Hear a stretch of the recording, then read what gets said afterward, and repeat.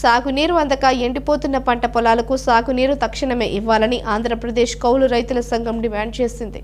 ఈ సందర్భంగా ఏపీ కౌలు రైతు సంఘం జిల్లా అధ్యక్షులు ఎం రాజశేఖర్, కార్యదర్శి వళ్ళు రాజబాబు పత్తిగొంది పంట పొలాల్లో వారు పర్యటించి పరిశీలించిన అనంతరం మాట్లాడుతూ ప్రతి సంవత్సరం దాల్వాలో నీటి ఎద్దడి వస్తుందని, అయినా ప్రత్యామ్నాయ ఏర్పాట్లు ఇరిగేషన్ అధికారులు చేయటం లేదన్నారు.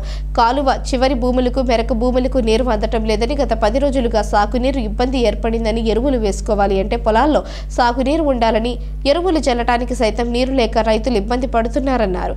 కనీసం ఇంజన్ ద్వారా నీళ్లు తోడుకుందామన్నా పంట కాలువల్లో నీరు లేదని రైతులు వాపోయారు. సాగునీరు తోడుకున్న ఇంజన్లకు డీజిల్ ఖర్చు ఇవ్వాలని డిమాండ్ చేశారు. ఇప్పటికైనా ఆనకట్ట వద్ద పూడికి తీసి సాగునీరు ఎక్కువ రిజర్వ్ చేసుకోవాలని, కాలువ చివరి భూములకు సాగునీరు ఇవ్వాలని డిమాండ్ చేశారు. పత్తిగొంత చివర దేవుడి మంజమండి 15 ఎకరాలు చేను ఊడిస్తున్నానండి. ఇలాగా బాగా నెరలు కొట్టేసిందండి. దాన్ని నెరలు కొట్టేసింది. అప్పుడే 15 రోజుల నుంచి నీరు వస్తుంది అంటున్నారు కానీ రావట్లేదండి. ఇక్కడికి మొదటి రోజులకి దొరుకుతుంది కానీ చివరి రోజులకి దొరుకుతలేదండి వాటర్. దాని గురించి ఇలా బద్దలు కొట్టేసిందండి. ఇరిగేషన్ డిపార్ట్మెంట్ వాళ్ళు వస్తున్నారని చూసుకుని వెళ్ళిపోతున్నారు తప్ప ఉపయోగం లేదండి. ఇక్కడ అప్పుడు 30,000 దాకా పెట్టుబడులు అయిపోయినాయండి చేలికి ఎకరానికి. మరి 15 ఎకరాలండి. అలాగే కింద కూడా మా కింద కూడా ఉందండి ఒక 30 ఎకరం.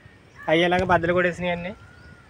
ఇలాగా మా పత్తిగొంది గ్రామం 3 తూలకాలు ఎర్రమాల తిప్ప సుమారు 70 ఎకరాలు ఉందండి. ఈ బోధి మీద ప్రత్యేకంగానే ఈ బోధికి 3 రోజులకి వంతేస్తున్నా, 3 రోజులు కూడా సరిగ్గా రావట్లేదండి. సేలన్నీ కూడా నెరగట్టేసి ఆరిపోయి ఉన్నాయండి.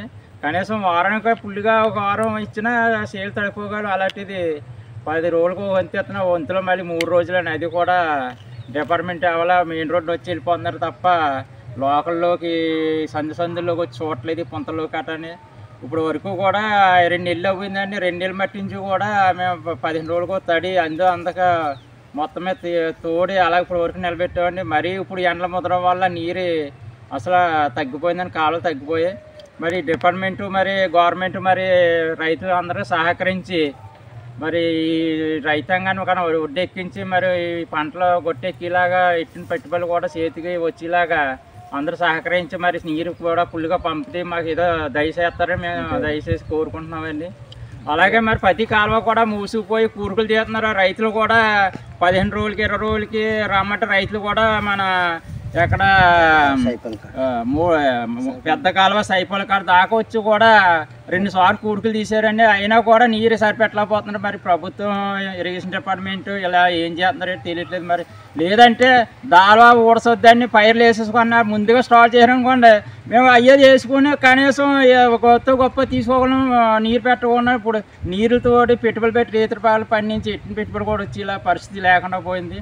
అదేదో గవర్నమెంట్ ముందుగా నిర్ణయించి రైతాంగం ఇబ్బంది పడకుండా మేము నీరు అందించగలం ఇవ్వండి అంటే మేము వేస్తాం. లేదంటే మేము నీరు సరిపెట్టలేము, పైర్లు వేసుకోండి, సౌడు చేలు నీరు ఇస్తాం, లేదా పైర్లు వేసుకొని పండితే మేము సక్రంగా పండించి ఇచ్చేసుకుంటామని మేము తెచ్చి పెట్టుబడులు కూడా మాకు మిగిలితే. అలాగే మేము ఇప్పుడు వరకు పెట్టుబడులు పెట్టాము. అక్కడెక్కడ బంగారం తాకట్టు పెట్టి పిన్నులు తెచ్చి టాటర్లుగా ఏమో బైకీలు ఇవ్వలేక దాలో తీద్దామని వాళ్ళ కాలు ఇలా బట్టి మళ్ళీ రెండో పంట నీరు సరిగ్గా అవ్వలేకపోతున్నారు.